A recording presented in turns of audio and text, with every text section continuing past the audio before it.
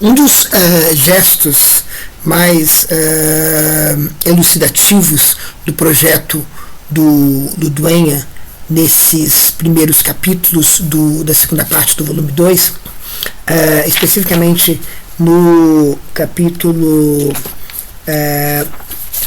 que se chama Pós-Antologia, no capítulo, portanto, 15 do volume 2, é justamente aquilo que ele faz indicado por uma pista, uma nota de rodapé, no capítulo 5 do Espectro de Marx, a nota 6, em que Derrida não se expande muito, mas fala sobre a espectralidade e o caráter fantasmal do fenômeno em geral, e daquilo mesmo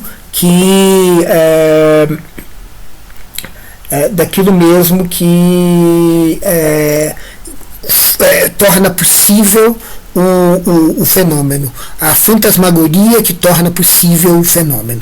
Então essa seria uma indicação em direção a alguma coisa que seria algo como um saber positivo do espectro, diferente de simplesmente aquilo que aparece simplesmente numa insinuação de uma ausência. Mas o saber positivo que o saber positivo do espectro, que está associado à disjunção, está associado a esse caráter rompido daquilo que existe, rompido no sentido de que não há uma relação causal própria entre um elemento e o outro, e ele não é possível, porque o mundo aparece como membros disjuntos, como membros disjectos. Essa imagem, né, digamos assim, essa grande imagem cósmica da disjunção, ela é insinuada nessa nota do Derrida, que o Duenha faz destoar do resto do projeto, digamos assim, da antologia tal como ela aparece no Espectro de Marx, e justamente aponta na direção justamente dessa coisa cósmica, disjuntológica para ele, dessa coisa que tem a ver com saber positivo acerca do espectro. E aí você tem vários passos que é interessante a gente considerar. E a análise toda, ela começa, portanto, do capítulo 15, ela começa com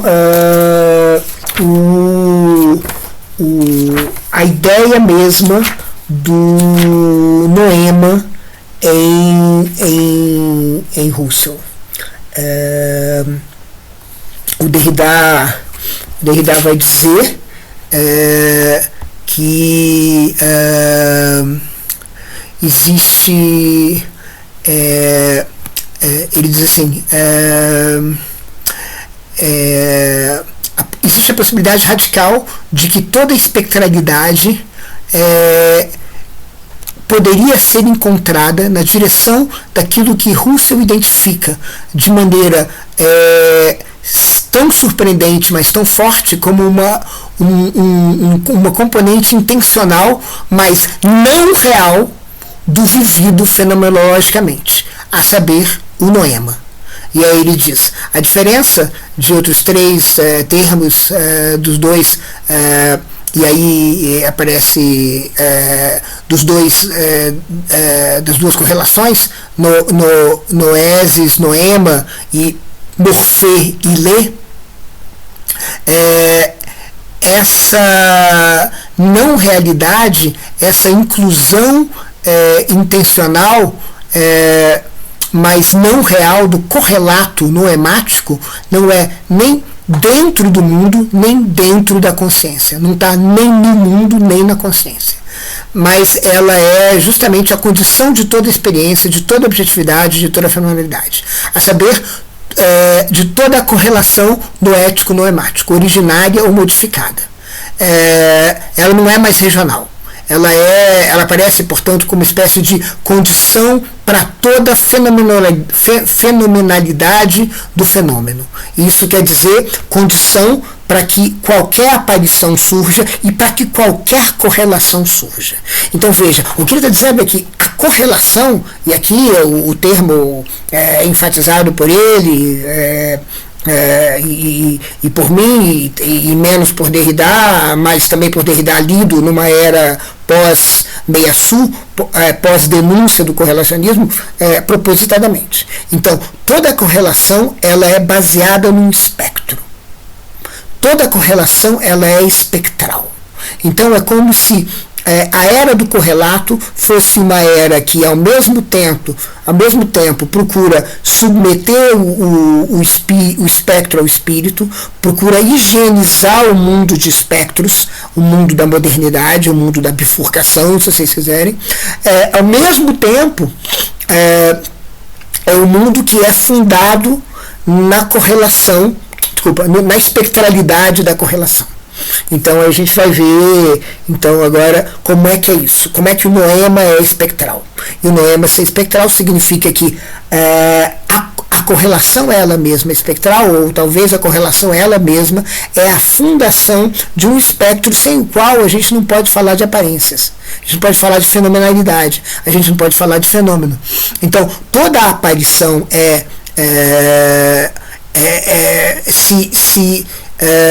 remete a um espectro, precisamente porque toda aparição se remete a aquilo que pode não ter uma realidade, que é indiferente à realidade, que é, portanto, a possibilidade de uma variável independente da realidade, de uma disjunção com respeito à realidade, que, por exemplo, ilê a matéria que você tenta alcançar quando você intenciona esse gomo de bergamota. Não, essa casca de bergamota. Quando você intenciona, a própria carência da própria matéria cria uma espectralidade que torna possível a própria ideia de fenomenalidade. Então, aqui, justamente, o movimento do Husserl, que é um movimento que torna possível, digamos, um idealismo transcendental da maneira como ele está concebendo, que não é um idealismo que tem um sujeito transcendental que é capaz de estruturar as condições de possibilidade para o ato intencional. É o ato intencional que está nele mesmo, na imanência dele, que alcança o noema. Esse ato intencional, ele é fundado numa redução, que significa, não é, digamos, a macieira lá fora que eu intenciono, não é o gomo, não é a casca de bergamota que eu intenciono, mas é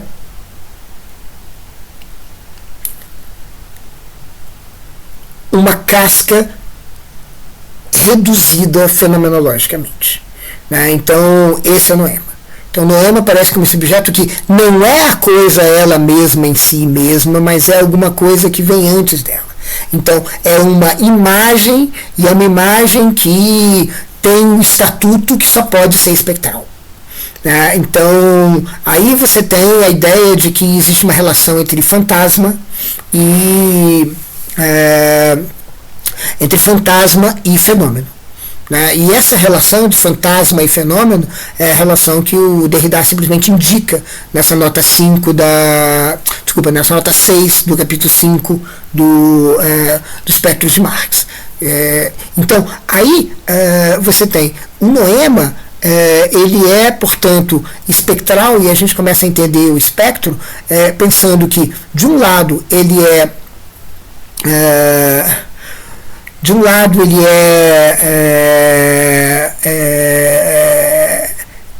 separado da consciência, ou seja, o ato intencional. Veja, porque o idealismo transcendental, por que a postura do Husserl é particularmente importante aqui, porque você não tem um sujeito constituinte, você não tem uma res cogitans, você não tem um sujeito transcendental, você não tem uma substância de alguma maneira presente, você tem simplesmente o espectral, que é o ato intencional. E o ato intencional diz respeito a alguma coisa que não está nem na consciência e nem no mundo. Então, o ato intencional não é um produto da subjetividade, mas também não é um produto, digamos assim, da objetividade das coisas. Não o noema fundado aqui, essa casca de bergamota reduzida, ela não é nem eu e nem a própria fruta.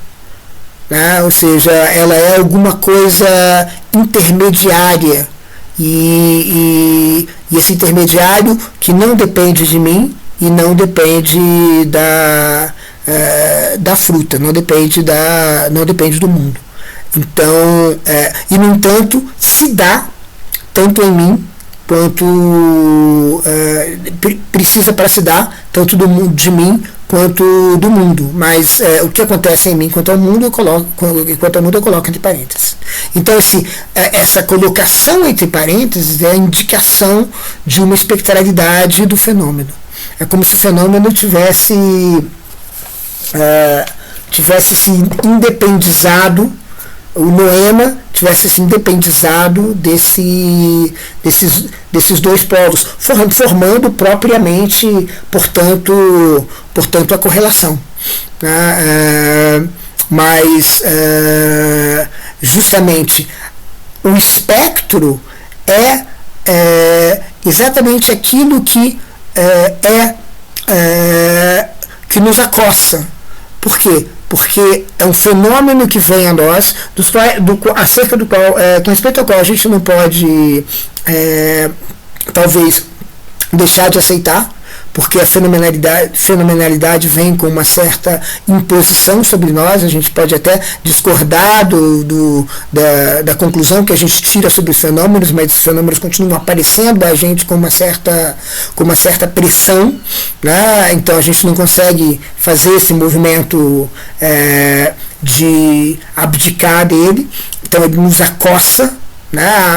O mundo nos acossa através dessas imagens, através dessa fenomenalidade, através desse fantasma, e ao mesmo tempo esse fantasma ele mesmo é acossado por essa carência.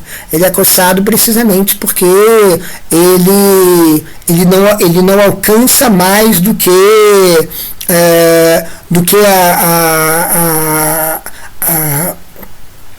uma espécie de eu mesmo. Um eu mesmo que não está num eu que recua e que busca um outro quando eu entendo a carência do noema, a carência que constitui o noema, que constitui o fenômeno, e portanto eu sei que aquilo pode ser uma alucinação, vamos dizer, para a gente falar rapidamente. Isso pode, a bergamota à minha frente, intencionada, percebida, ela pode ser uma alucinação. Então eu sei que aqui há a possibilidade de que não seja a fruta que tenha me dado essa imagem, mas que tenha sido uma outra coisa. Que coisa seria ela? Aqui a possibilidade do espectro está aqui. Então você tem o noema, a correlação que é espectral, ela funda toda a fenomenalidade. Então toda a fenomenalidade é fundada no espectral, que é a aparência, que é a possibilidade da aparência, essa destituição. Ao mesmo tempo, o noema é acossado, ele é assombrado justamente por essa carência, porque justamente da onde que vem a imagem? A imagem ela sempre vem com uma marca de incerteza, porque justamente você não sabe que é a matéria, se é a matéria que está lá subjacente ou é algum outro acosso. né? Então, esse é um ponto muito importante, né? Porque aqui a gente enxerga justamente a fenomenalidade como sendo aparentada do espectral, do fantasmal, do fantasmagórico. Mas, e aqui é onde o Uruguaia vai procurar fazer uma distinção acerca do projeto dele, da espectrologia dele, com respeito à espectrografia, com respeito à ontologia do Derrida. Porque ele vai dizer, ainda que o noema não precise nem do sujeito nem do mundo, a epoque espectral ela se independize tanto de um polo quanto de outro, ela toma essa forma espectral independente, mas o noema não existe sem a consciência. E aqui é um ponto bastante importante, né, para o Ludwig, eu penso, porque ele vai dizer assim, esse passo que Russell não dá, de independizar o noema, a aparência, a imagem, o objeto intencional da consciência, esse passo ele não dá, Russell não dá, porque Russell está dizendo, olha, na verdade o ato intencional é um ato da consciência, ele começa da consciência e ele é dependente da consciência. Então, portanto, é uma projeção da consciência e, na verdade, a consciência que se dá conta de que há um outro para além desse ato intencional é uma coisa bastante problemática e que talvez seja justamente o acosso do outro, que é um acosso pré-intencional, como diria alguém como Levinas. Então, para Russell, você não tem esse elemento, digamos, que escapa da correlação. O correlato, que é espectral, ele é dependente do mundo e de mim mesmo, portanto ele mesmo correlacional. Seria como se correlato fosse correlacional. Então esse passo não é dado, e aí o Ludwig diagnostica isso dizendo que justamente isso é evitado, esse passo é dado de imaginar um correlato que não seja correlacionista, digamos, que não esteja inserido dentro do correlato, justamente por Russell e Derrida, a gente poderia dizer de um jeito rápido e meio susiano, justamente porque eles estão na era do correlato, ou seja, porque eles querem evitar justamente essa metafísica pré-crítica. Então, eles querem evitar essa postulação de alguma coisa que independe do correlato entre consciência e mundo. E, no entanto, o Ludwig diz assim, justamente por causa disso, que Russell e também Derrida vão terminar pensando na correlação ainda de uma maneira espectral. Desculpa, ainda de uma maneira correlacionista. Então eles se resignam a correlação, ou seja, o espectro também é pensado de uma maneira correlacional. Enquanto que ele quer dar o passo de dizer que existe alguma coisa para além da correlação no espectro. E esse acosso do fenômeno é alguma coisa que aponta para o que está para além da vida interna de uma consciência. Isso significa dizer que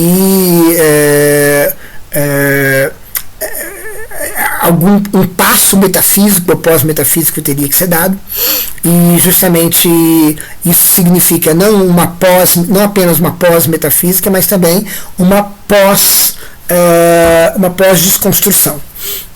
Ele vai dizer, assim como a metafísica traz no seu bojo mesmo a possibilidade de uma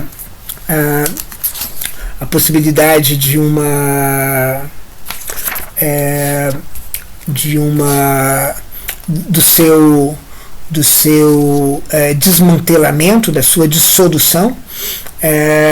Também, analogamente, a desconstrução faz isso, né? Então a desconstrução seria também uma espécie de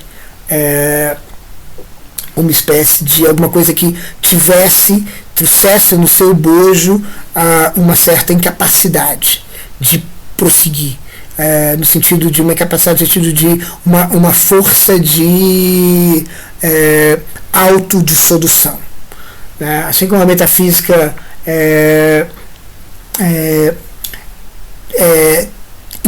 traz em si mesmo o seu esgotamento, também a desconstrução faz isso. Só que ela adia o tempo todo, né? Então ela adia isso, a desconstrução é esse movimento de adiamento do seu fim, né? Mas isso não quer dizer que ela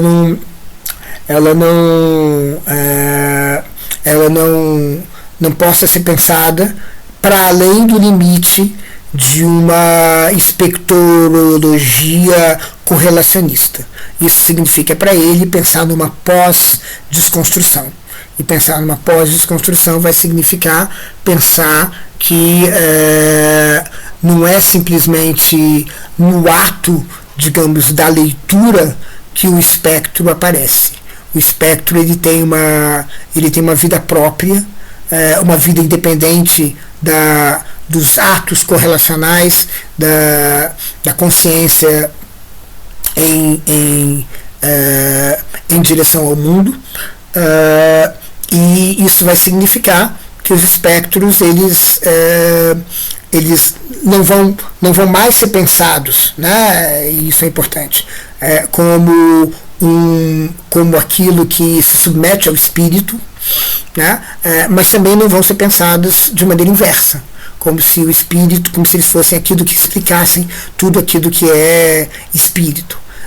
Ao contrário, vai ser possível justamente uma espécie de passo especulativo, espectrológico, que vai fazer com que você possa contemplar, vislumbrar os espectros em geral, independente da consciência. Então é como se o noema, ele curiosamente se separasse da consciência.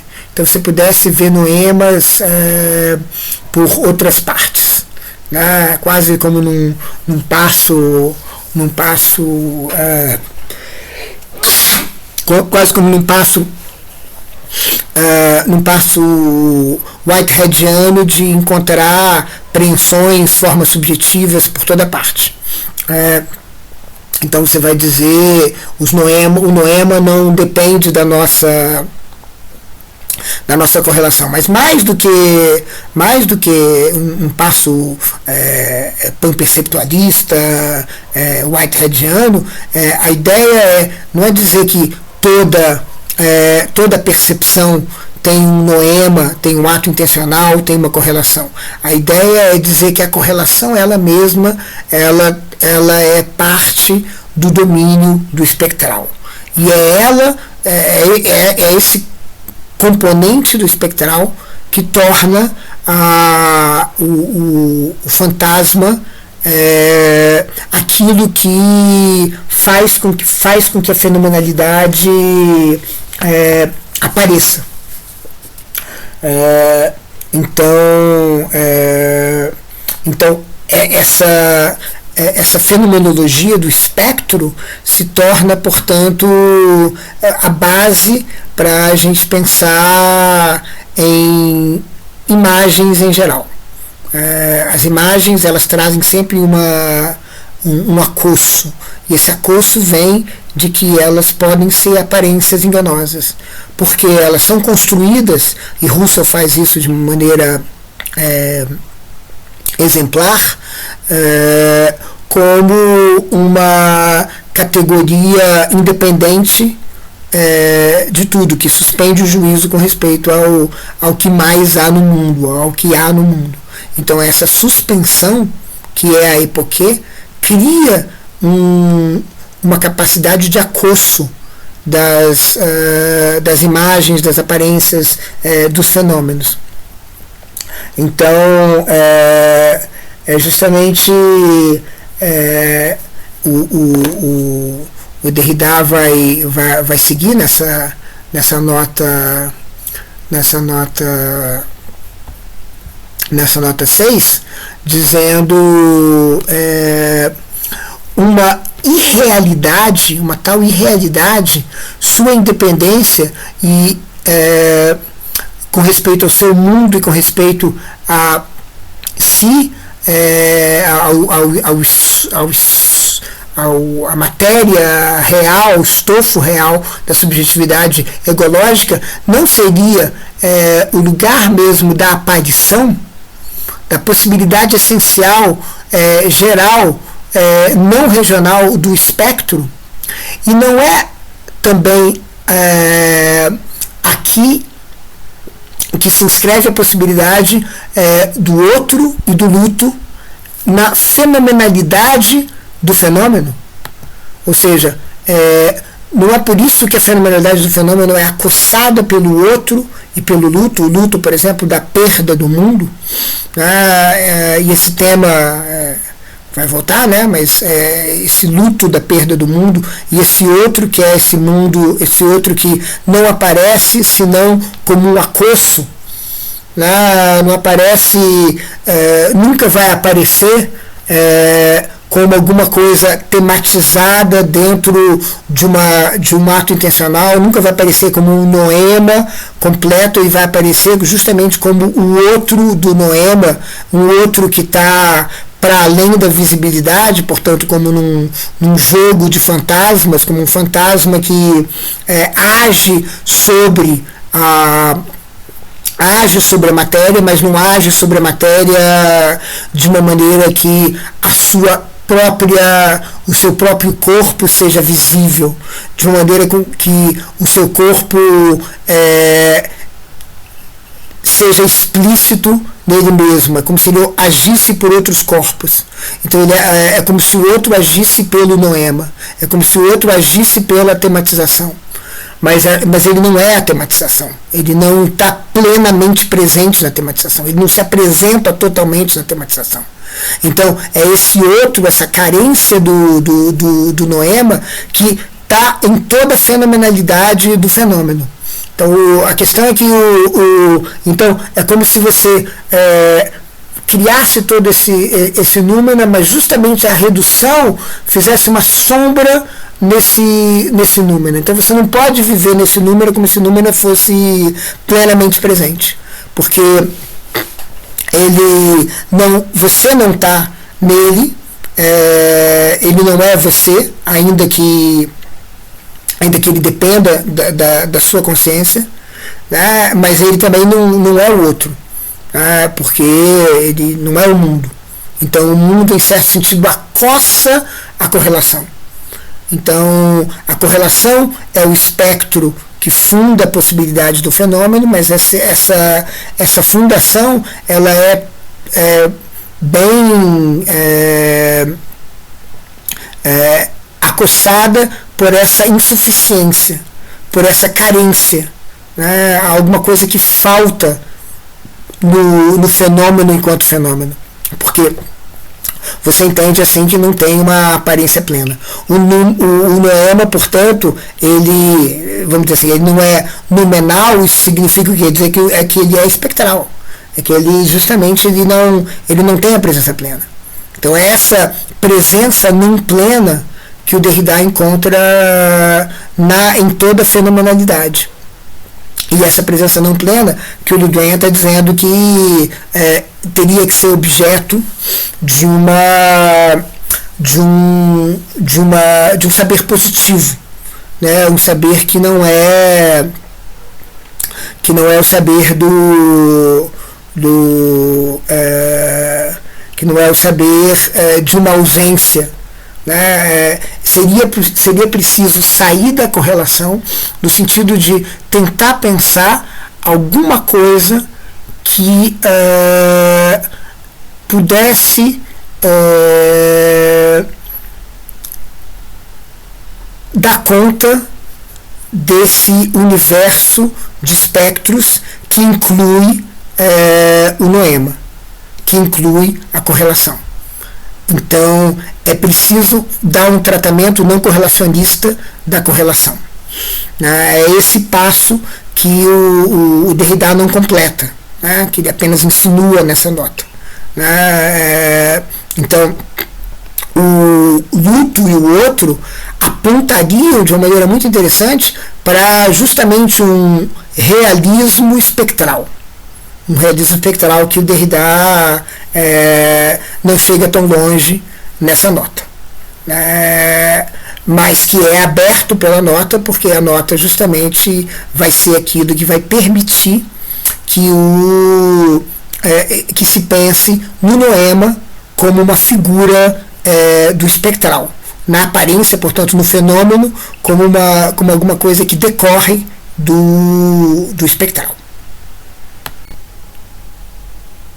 Essa realidade independente dos espectros, esse realismo espectrológico, ele justamente pode pensar numa extinção completa, uma extinção mais ampla do que aquela postulada por Hobbes, e uma extinção que permanecesse, que pensasse uma política que vai para além da morte dos humanos e da existência das coisas.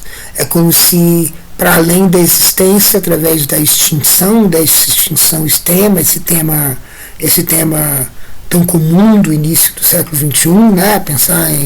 Pensar no Negarestani, no Brassier, como se isso exigisse uma espécie de reflexão política que só a espectrologia, o realismo espectral poderiam fazer.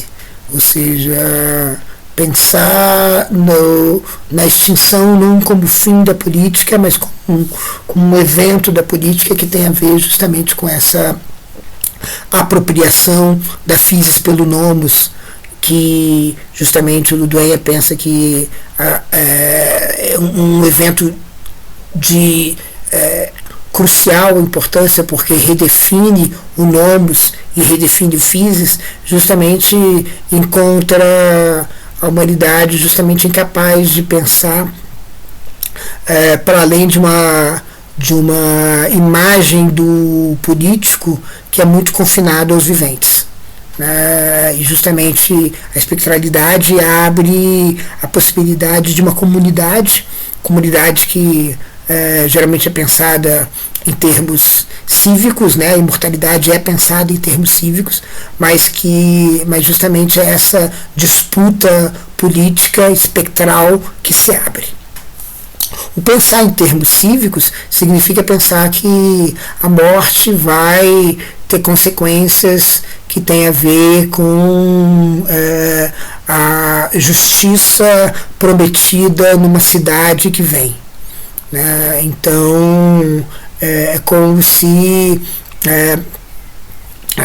claro, a intervenção no mundo dos viventes por parte dos espectros se desse por essa espécie de promessa de uma vida posterior, sempre de uma vida posterior, e uma vida posterior que formasse uma comunidade que fosse mais ou menos como uma cidade, uma comunidade cívica que tivesse a possibilidade de atender às expectativas da justiça que estão associadas à vida.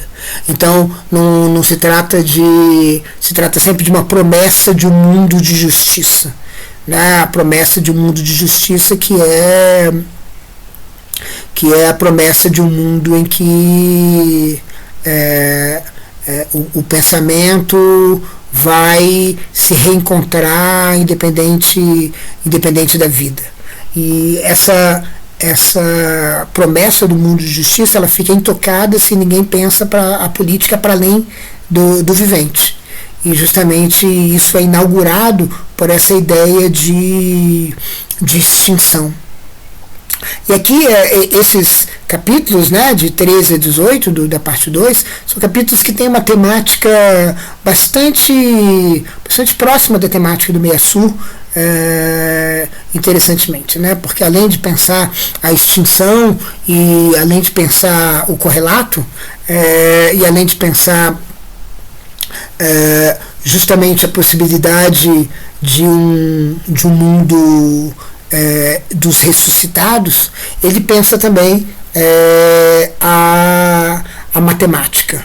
E ele pensa a matemática justamente como um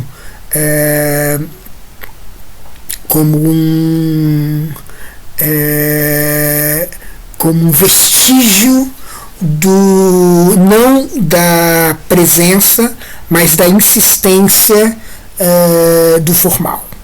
E aí ele toma Lacan, levando a sério uma ideia que estaria em Hilbert, no formalismo de Hilbert, que entende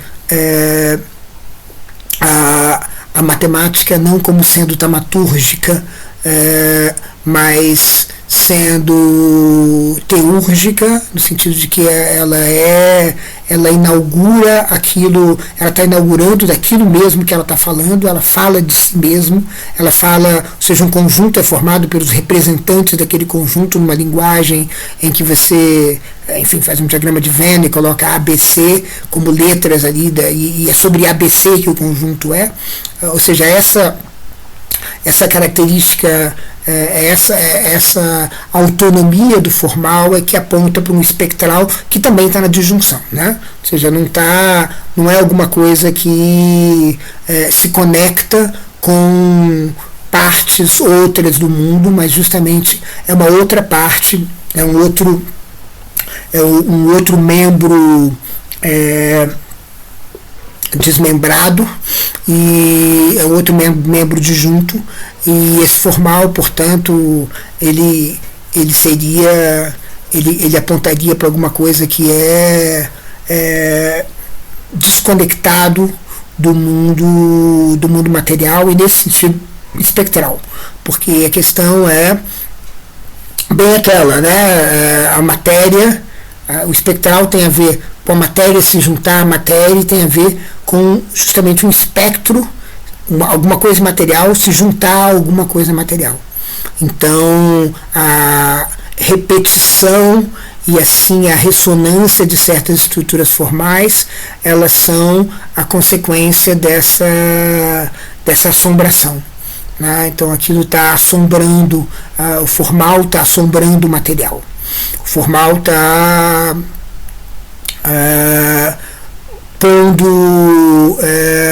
pondo a sua marca no material. Agora, esse formal é menos que um ideal estabelecido plenamente presente, mais uma formalização. Então, com o Meia-Su, mais uma vez, o que interessa a ele não é a matemática propriamente dita, mas talvez a matematização. A matematização que justamente gradativamente vai mostrando uma vida do espectral, mas que não é alguma coisa plenamente presente. Com isso, em certo sentido, a partir de um ponto de partida que é político, ou antes talvez em torno da ideia de justiça que congrega as gerações que virão e as gerações que foram, ele faz o espectral escapar para várias dimensões. A justiça não é o único portal do espectral, você tem também o portal que é o sonho, a demonologia, a imortalidade, mas também o formal, né? Então aqui também você tem essa outra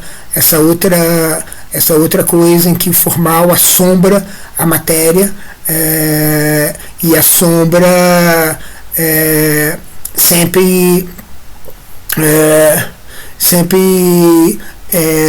criando em si mesmo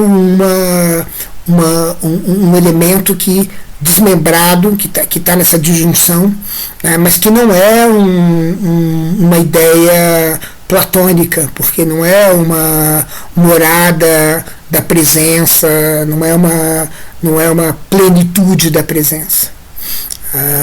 É justamente alguma coisa que você vai criando o que você vai investigando na medida em que você vai investigando. E aí tem uma vida espectral. Um pouco como Noema também, né? Porque o objeto matemático é um objeto de Noema, é um objeto de ato intencional. E aqui nesse caso, não é que ele pode escapar da realidade, porque a matéria pode não estar refletida naquela aparição, mas justamente o formal ele não captura as coisas. Nessa formalidade ela tem aquilo que ela pode vir a capturar sempre em fricção, porque o formal ele atende simplesmente a si mesmo. Por isso o Bourbaki, né? Ou seja, não se trata de olhar para alguma coisa que eu estou formalizando, se trata de pensar no próprio formalismo. E aí então justamente se destaca o elemento espectral mais uma vez, o elemento que está dissociado da presença plena que talvez você queira alcançar por meio de um ato intencional, seja ele um fenômeno, seja ele um formalismo. É como se o outro, o outside, escapasse. E escapando, ele assombra.